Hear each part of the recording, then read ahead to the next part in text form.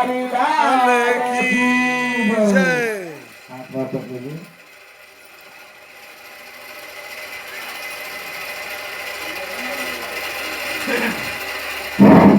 असत भाषण तथा भगवान की प्रसाद की अवहेलना करने का परिणाम चौथा अध्याय।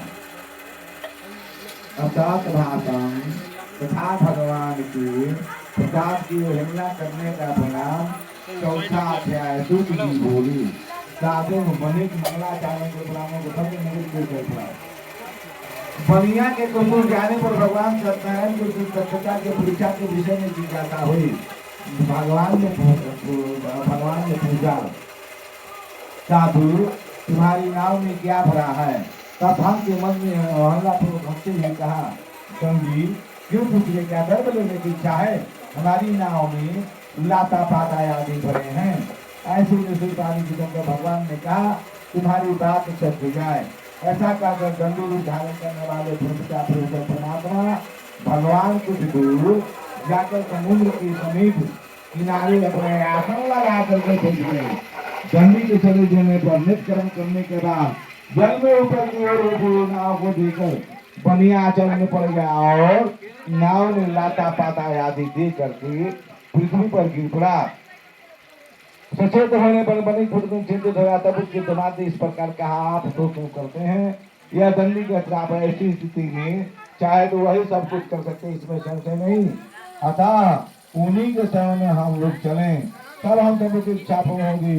दिमाग की बात सुनकर साधु बने उनके पास गया और गंगी को धारण करने वाले परमात्मा को भक्ति पूर्वक उन्होंने प्रणाम किया, आदर पूर्वक कहने लगा,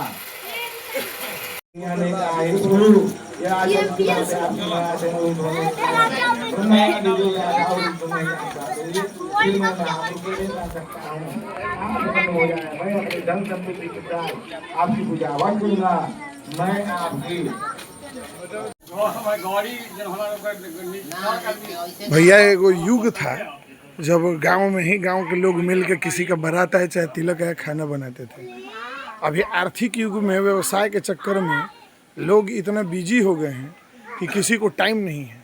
इसके लिए एक विशेष समुदाय को व्यावसायिक रूप से हायर करना पड़ता है, मतलब बुलाना पड़ता है।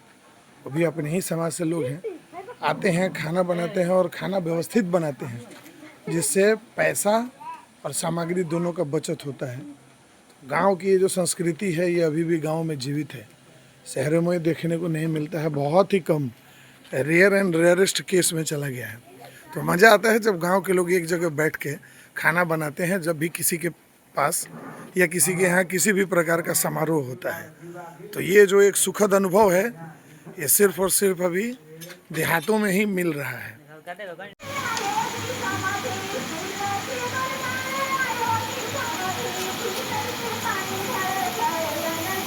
निकाल के गर्दा निकाल नीचे गर्दा पसंद था अब तो बस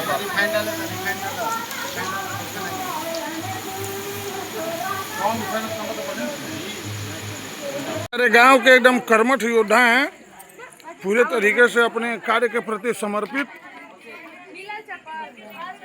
यही है गांव की खूबसूरती, जो भी नहीं है किसी को वेटिंग देने के लिए।